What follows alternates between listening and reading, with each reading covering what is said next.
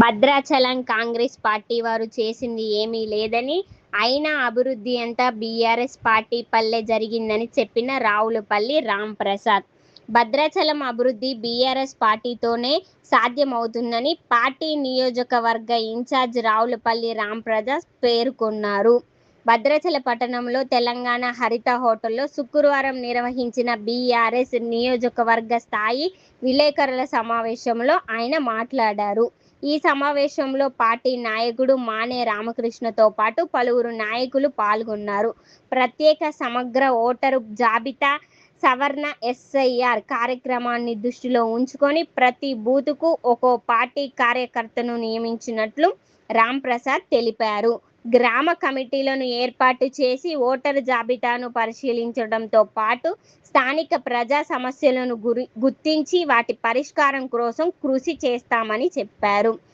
పంచాయతీ ఎన్నికల అనంతరం ఏజెన్సీ ప్రాంతంలో గ్రామ పంచాయతీ కార్మికులకు వేతనాలకు, వాహనాలకు, ఇంధన ఖర్చుల కోసం అవసరమైన నిధులు విడుదల చేయలేదని రాష్ట్ర ప్రభుత్వంపై ఆయన ఆరోపించారు.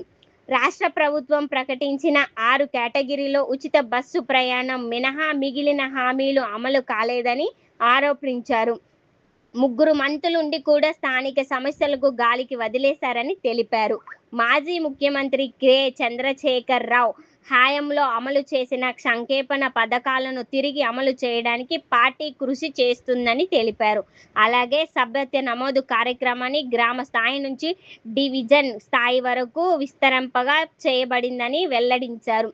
ఈ సందర్భంగా పార్టీ నాయకుడు మానే రామకృష్ణ మాట్లాడుతూ గ్రామ పంచాయతీ ఎన్నికలలో గెలిచిన పాలక మండలి భద్రాచల పట్టణం అభివృద్ధి పూర్తిగా గాలికి వదిలేసిందని విమర్శించారు. వీధి లైట్ల కొరత కారణంగా రాత్రి వేళల్లో ప్రజలు ఇబ్బందులు పడుతున్నారని, వీధి కుక్కల బెదడుకు రోజురోజుకి పెరిగిన ప్రజలను భయాందోళనకు గురి చేస్తుందని ఆరోపించారు. పట్టణ ప్రజల సమస్యలను వెంటనే పరిష్కరించాలని ప్రభుత్వాన్ని, స్థానిక పాలక వర్గాన్ని ఆయన డిమాండ్ చేశారు. ఎత్తులేస్తేనే భద్రాచలం పట్టణానికి శ్రీరామ రక్ష, అంతేగాని కరకట్టలు ఎత్తు లేకుండా ఏం చేసినా ఉపయోగం లేదనేది రాజకీయంగా కొంతమంది మా పార్టీలో ఉన్న ఒక ఆలోచన ఉంది. ఇక్కడ అది ఏ మేరకు ఏంటంటే చూద్దాం. దాని మీద భద్రాచలం పట్టణం అనుకుంటుంది. ఇప్పుడు మేమేదో డెవలప్ చేయడం కోసం నేను పోయానని చెప్పాను. ఏం డెవలప్మెంట్ చేస్తాం భద్రాచలంలో? ఒకసారి మనం ఆలోచించాము.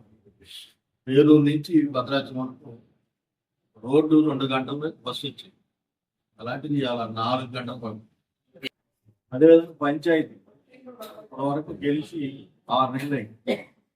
ఏ పంచాయతీలో కూడా బ్లీచింగ్ పౌడర్ కూడా లేని పంచాయతీ, ఏ డాక్టర్ కూడా కనీసం డీజిల్ కొట్టే పరిస్థితి లేదు. పంచాయతీలో ఉన్న పనిచేసే కార్మికులు ఉంటే చిన్న పంచాయతీలు కూడా 4 నెలలు పెట్టుకోండి. జీతాలు కూడా 3 నెలలు 4 నెలలు సరి. అది కూడా కేంద్ర బడ్జెట్ వస్తే ఇస్తున్నారు, లేకపోతే పంచాయతీ.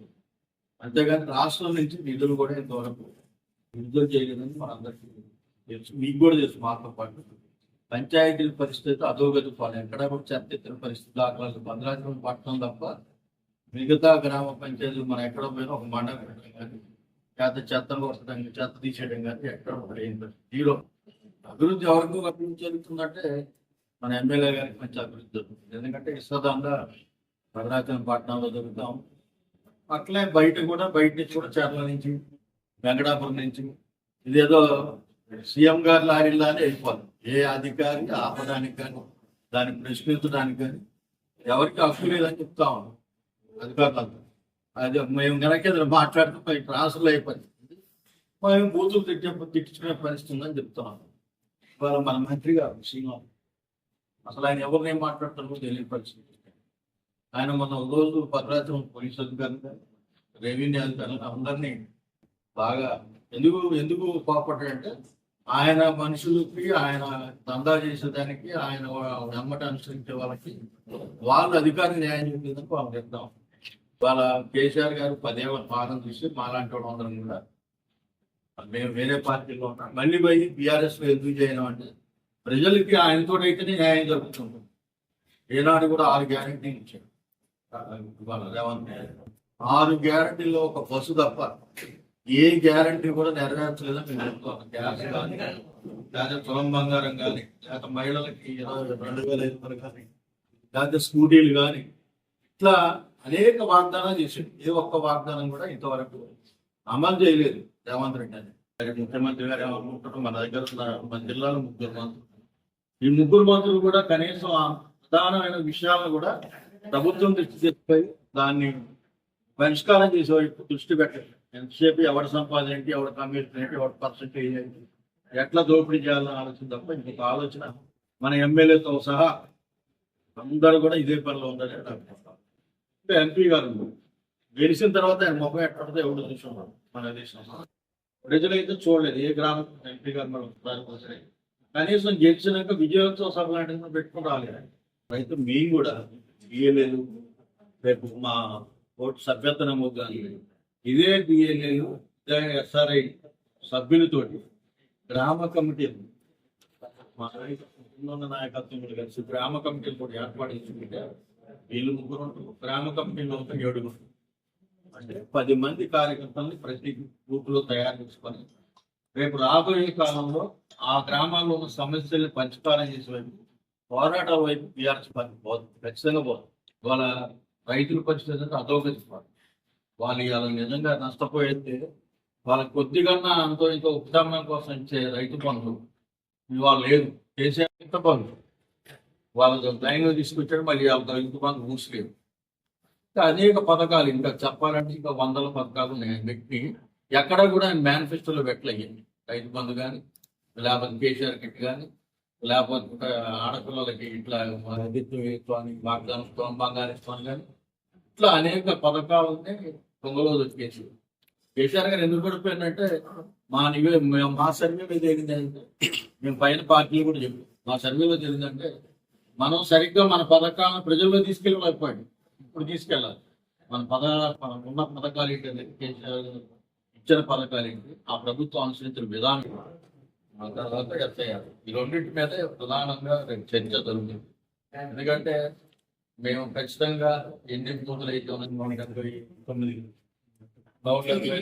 బూతుల్లో కూడా బీఆర్ఐకి ఇద్దరు పెట్టి ఎస్ఆర్ఐకి అంటే 3 ఆల్రెడీ నియమించారు. వీళ్ళు దయ్యేదాకా కూడా ఓట్లు ఇది అయ్యేదాకా కూడా సభ్యత్వం స్టార్ట్ చేయాలి. సభ్యత్వం ఇది అయిపోయిన తర్వాత సభ్యత్వం స్టార్ట్ చేసుకుని సభ్యత్వంలో కాదు పార్టీ నిర్మాణంతో పార్టీని ముందుకు తీసుకురావాలనే ఒక ఆలోచనతో అన్ని గ్రామ కమిటీ నుంచి పైదాకా రాష్ట్ర కమిటీ దాకా కమిటీలను రద్దు చేసి కేటీఆర్ ఖచ్చితంగా రాబోయే కాలంలో మా ప్రభుత్వం వస్తుంది. ఖచ్చితంగా మేము ప్రజలకి అందుబాటులో పథకాలను తీసుకెళ్ళి మళ్ళీ పాత పద్ధతిలో ఎట్లయితే ఉందో అట్లా ముందుకు పోయేదానికోసం బీఆర్ఎస్ పార్టీ పోతున్నది నమస్కారం. బీఆర్ఎస్ పార్టీ రాష్ట్ర పార్టీ ఆధ్వర్యంలో తెలంగాణ రాష్ట్రం మొత్తం కూడా 119 నియోజకవర్గాల్లో పెద్ద ఎత్తున ప్రోగ్రాం పార్టీ రాష్ట్ర కార్యక్రమం నిర్ణయించి ప్రధాన కార్యక్రమం ఏంటంటే ఎస్ఐఆర్ స్పెషల్ ఇంటెన్సివ్ డివిజన్ అనేటటువంటిది ఎన్నికల కమిషన్ పెట్టింది. దాంట్లో భాగంగానే పార్టీగా రాష్ట్ర పార్టీగా ఎక్కడైతే గ్రామ స్థాయి నుంచి రాష్ట్ర స్థాయి ఉన్నటువంటి అన్ని ఓటర్లు అన్ని బూత్ లెవెల్ ఉన్నటువంటి ప్రతి నియోజకవర్గంలో ప్రతి పోలింగ్ బూత్ ఉన్నటువంటి ఓటర్స్ సేఫ్టీ మార్పులు అంటే చనిపోయిన వాళ్ళు కానివ్వండి, గ్రామం వదిలి వెళ్ళిపోయిన వాళ్ళు కానివ్వండి, ఇతర వాళ్ళందరినీ కూడా ఆ కార్యక్రమంలో పార్టీ కార్యకర్తల్ని కార్మికులై వీటిలో భాగస్వామ్యం చేసుకుని బీఆర్ఎస్ మనం చూసాం. మనం పశ్చిమ బెంగాల్ దాదాపు ఓటరు ఉన్నటువంటి ఓటర్ ఓటేసే అవకాశం రాలేదు. బయట ఎవడొచ్చి ఓటేసి దాదాపు 30 లక్షల ఓట్లు కేంద్ర ప్రభుత్వం ఉన్నటువంటి అధికారం పార్టీ కొంత చింతలవంతం చేసి అక్కడ గందరగోళం సృష్టించింది. అది మన తెలంగాణ రాష్ట్రంలో రాకూడదనే ఉద్దేశం మీద మా పార్టీ ఇన్వాల్వ్మెంట్ చేసింది. ప్రజలందరినీ కూడా ఇందులో భాగస్వామ్యం చేయడం కోసం పార్టీ ఒక కార్యక్రమం తీసుకుంది. రెండవది వచ్చి మా పార్టీ తరఫున ఏజెంట్స్ రామప్రసాద్ చెప్పినట్టు ఏజెంట్స్ వాళ్ళ ద్వారాగా ఎవరైతే ఎన్నికల commission BLA booth level officer ఉన్నాడో వారికి అనుసంధానంగా పార్టీ తరఫున మా ఏజెంట్స్ అక్కడ వాళ్ళతో పాటు ఉంటూ గ్రామంలో ఉన్నటువంటి ఓటర్లందరినీ కూడా ఎవరున్నారు ఏంటి ఐడెంటిఫికేషన్ కోసం వాళ్ళు నియమించడం జరిగింది. రెండవది వచ్చి వాళ్ళ రాష్ట్రంలో జరుగుతున్నటువంటి మా పార్టీ సభ్యత్వ నమోదు కార్యక్రమం, ప్రధానంగా దాంతో పాటు సభ్యత్వ నమోదు కార్యక్రమం గ్రామ స్థాయి నుంచి రాష్ట్ర దాకా ఆ కార్యక్రమాన్ని కూడా దీంట్లో భాగంగా చేర్చుతూ ఈ రెండు కార్యక్రమాలని పెద్ద ఎత్తున తీసుకోవడం జరిగింది. ఇక ప్రధానంగా ఇవన్నీ మీకు తెలిసిన విషయం. ఇక్కడ ఉన్న స్థానిక సమస్యలు మాట్లాడుకుందాం.